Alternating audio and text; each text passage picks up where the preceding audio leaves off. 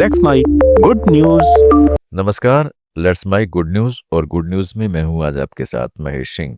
कांग्रेस नेता राहुल गांधी को उनके दादा फिरोज गांधी का दशकों पुराना ड्राइविंग लाइसेंस जो 1938 में लंदन में जारी हुआ था, दस्तावेज में स्पष्ट रूप से फिरोज गांधी लिखा है और जारी होने का साल 1938 अंकित है। यह लाइसेंस इंदिरा गांधी से उनकी शादी से 4 साल पहले का है, जो 1942 में हुई थी। राहुल गांधी ने सोशल मीडिया पर इस लाइसेंस की तस्वीर साझा करते हुए इसे परिवार की विरासत का प्रतीक बताया। उन्होंने लिखा, मेरे दादा फिरोज गांधी का यह ड्राइविंग लाइसेंस जो लंदन से 1938 का है, हमें उनके जिंदगी के उन पहलुओं से जोड़ता है जो इतिहास के पन्नों में कम ही दर्ज हैं। यह दस्तावेज ब्रिटिश काल के लंदन मेट्रोपॉलिटन पुलिस द्वारा जारी किया गया था, जिसमें फिरोज का जन्म तारीख, पता और फोटो भी दर्ज है। लाइसेंस पर फिरोज गांधी का नाम साफ दिखता है, जो उस दौर में उनके ब्रिटिश रिकॉर्ड्स में इस्तेमाल होता था। फिरोज जहांगीर गांधी का जन्म 12 सितंबर 1912 को मुंबई में एक पारसी परिवार में हुआ था। उनके पिता जहांगीर फरदून गांधी एक इंजीनियर थे। युवावस्था में फिरोज ब्रिटेन गए। वहां उन्होंने लंदन स्कूल ऑफ इकोनॉमिक्स में पढ़ाई की। यही 1930 के दशक में भी महात्मा गांधी के विचारों से प्रभावित हुए। महात्मा अहिंसा और स्वराज के आंदोलन ने उन्हें इतना प्रेरित किया कि उन्होंने अपना सरनेम गांधी अंकित कर लिया। यह फैसला उस समय विवादास्पद था, क्योंकि पारसी समुदाय में सरनेम बदलना असामान्य था। फिरोज ने भारत लौटकर स्वतंत्रता संग्राम में सक्रिय भूमिका निभाई। वे कांग्रेस के प्रमुख नेता बने और 1942 में नेहरू परिवार की इंदिरा से विवाह किया। रायबरेली प्रीमियम लीग के आयोजक विकास सिंह और सिविल रावत ने यह लाइसेंस राहुल गांधी को सौंपा। खुशी के इस मौके पर संसद ने सीधे अपनी मां को व्हाट्सएप पर सूचित किया और लाइसेंस देने वालों को धन्यवाद भी दिया। अब डिजिटल युग में सोशल मीडिया पर वायरल हो गया है। राजनीतिक विश्लेषकों का कहना है कि यह खोज नेहरू गांधी परिवार की गांधीवादी विरासत को मजबूत करती है। फिरोज गांधी का राजनीतिक सफर भी कम प्रेरणादायक नहीं। स्वतंत्र भारत के वे 1952 से संसद बने और रेल मंत्री जैसे महत्वपूर्ण पद संभाले। उन्होंने संसद में भ्रष्टाचार के खिलाफ आवाज बुलंद की, यहां तक कि इंदिरा गांधी के करीबियों पर भी सवाल उठाए। 1960 में उनका निधन हो गया, लेकिन उनकी विरासत आज भी जीवित है। इतिहासकार कहते हैं कि फिरोज गांधी एक सच्चे गांधीवादी थे।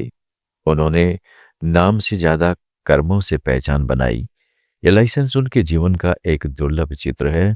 यह खोज राजनीतिक बहस को हवा दे रही है। सोशल मीडिया पर फिरोज गांधी लाइसेंस ट्रेंड कर रहा है, जहां लोग फिरोज गांधी की पारसी पहचान और गांधी प्रेरणा पर चर्चा कर रहे हैं। राहुल गांधी की यह पोस्ट लाखों व्यूज बटोर चुकी है। भारत के कुछ हिस्सों में बेटी के जन्म पर अभी भी निराशा का भाव हावी हो जाता है। दिसंबर 1925 में वायरल हुए एक वीडियो ने इस कड़वी सच्चाई को एक बार फिर सामने ला दिया है। एक परिवार की तीसरी बेटी के जन्म पर हुई प्रतिक्रिया ने पूरे देश को झकझोर दिया है। अस्पताल के उस कमरे में जहां खुशी का ठिकाना होना चाहिए था, वहां उदासी और गुस्से की लहर दौड़ गई। पिता का चेहरा मुरझा गया, मां की आंखों में आंसू थे और रिश्तेदारों की जुबान पर बस यही सवाल था कि फिर से बेटी। यह दृश्य सोशल मीडिया पर तेजी से फैला और लाखों लोगों के दिलों को छू गया। वीडियो राजस्थान के एक छोटे से शहर से आया था, जहां एक गरीब मजदूर परिवार को अपनी तीसरी संतान के रूप में बेटी हुई। पिता रामलाल ने कैमरे के सामने खुलकर अपनी पीड़ा बयान की। दो बेटियां पहले ही हैं, अब तीसरी, कौन इनका बोझ उठाएगा? बेटा होता तो घर का सहारा बनता। उनकी पत्नी सीता ने सिर झुकाकर कहा, हमने भगवान से बेटे की ही प्रार्थना की थी। परिवार के अन्य सदस्यों ने भी इस निराशा में शरीक होकर सामाजिक दबाव का हवाला दिया। यह वीडियो YouTube और Instagram रील्स पर करोड़ों बार देखा गया, जिससे लैंगिक भेदभाव पर बहस छिड़ गई है। कई यूजर्स इसे बेटी बचाओ बेटी पढ़ाओ अभियान की विफलता का प्रतीक बता रहे हैं। यह घटना कोई एकाकी नहीं है।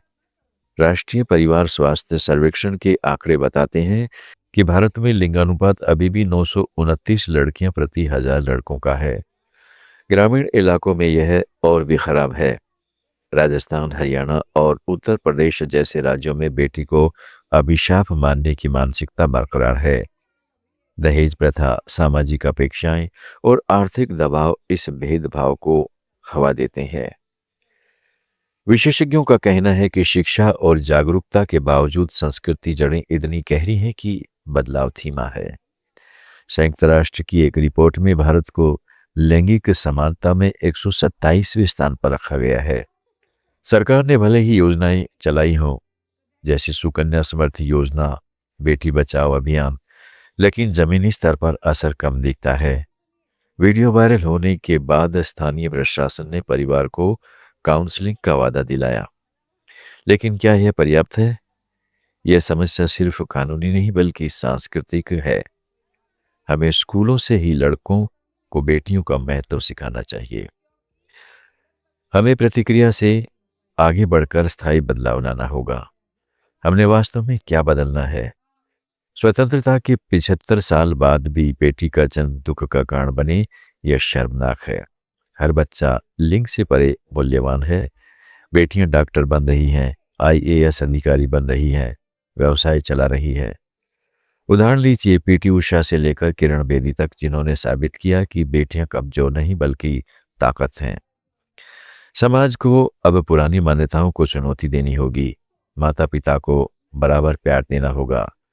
सरकार को सख्त कानून लागू करने होंगे और हम सबको जागरूकता फैलानी होगी। सोशल मीडिया ने इस मुद्दे को आवाज दी है। युवा पीढ़ी बदलाव की उम्मीद जगाती है, लेकिन सच्चा परिवर्तन तब होगा जब हर अस्पताल का कमरा खुशी से गूंजेगा, चाहे बेटा हो या बेटी। आइए प्रतिज्ञा लें, हर बच्चे को समान अधिकार, समान प्यार और समान अवसर। यही सच्ची प्रगति होगी। समय आ गया है कि हम प्रतिक्रिया से आगे बढ़ें और स्थायी क्रांति लाएं।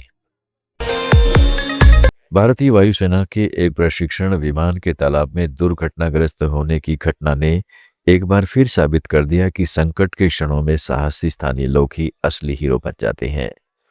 उत्तर प्रदेश के प्रयागराज के करछना इलाके में एक ट्रेनर विमान अचानक खराबी के कारण नियंत्रण खो बैठा और पास बहते एक तालाब में जा गिरा।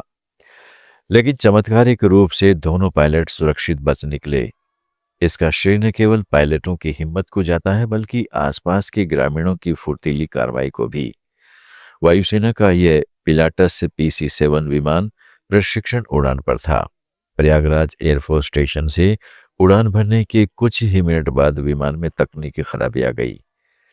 पायलटों ने तुरंत इमरजेंसी लैंडिंग की कोशिश की, लेकिन विमान करछना क्षेत्र के एक गहरे तालाब में धड़ाम से गिर पड़ा। पानी में डूबते विमान को देखते ही आसपास के दर्जनों ग्रामीण दौड़ पड़े। वे बिना किसी सहायता का इंतजार किए तालाब में कूद गए। रस्सियां, लाठियां और हाथों से ही उन्होंने विमान के मलबे को खींचा और दोनों पायलटों को बाहर निकाला। स्थानीय लोगों ने बताया कि हम खेतों में काम कर रहे थे, अचानक जोरदार धमाका सुनाई दिया। देखा तो विमान तालाब में गिर रहा था। हम सब भाइयों ने सोचा नहीं, बस कूद पड़े। पायलट साहब बेहोश हो चुके थे, लेकिन हमने उन्हें तुरंत किनारे पर खींच लिया। पानी गहरा था, लेकिन भगवान की कृपा और हमारी एकजुटता से दोनों सुरक्षित बच गए, वरना जान जा सकती थी। दोनों पायलटों को मामूली चोटें आई हैं। उन्हें तुरंत नजदीकी अस्पताल ले जाया गया, जहां प्राथमिक उपचार के बाद मेडिकल जांच के लिए भेज दिया गया। वायुसेना के अधिकारियों ने बताया है कि दोनों एयरमैन पूरी तरह स्वस्थ हैं और जल्द ही ड्यूटी पर लौटेंगे। घटनास्थल पर पहुंची वायुसेना की टीम ने विमान के मलबे को बरामद कर लिया है। दुर्घटना के कारणों की जांच शुरू की गई है। प्रारंभिक जानकारी के मुताबिक इंजन फेलियर या पक्षियों से टकराने की आशंका जताई जा रही है। विस्तृत जांच रिपोर्ट आने के बाद ही साफ होगा कि आखिर क्या हुआ।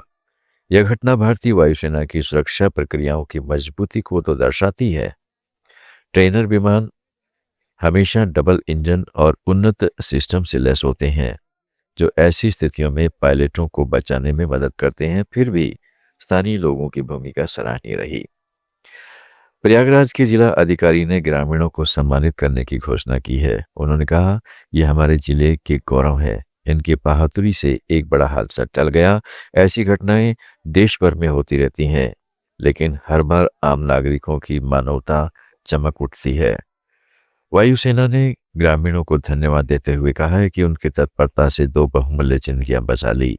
यह घटना समाज को संदेश देती है कि आपदा के समय एकजुट होकर काम करने से कुछ भी असंभव नहीं है। गुड न्यूज में आज इतना ही। जुड़े रहिएगा लेट्स माइक के साथ। आप सुन रहे थे let's mic more than radio. Follow कीजिए हमें हमारे सोशल मीडिया प्लेटफॉर्म्स पर। It's time for news. It's time for more than radio. Presenting the first radio news app, Let's Mic.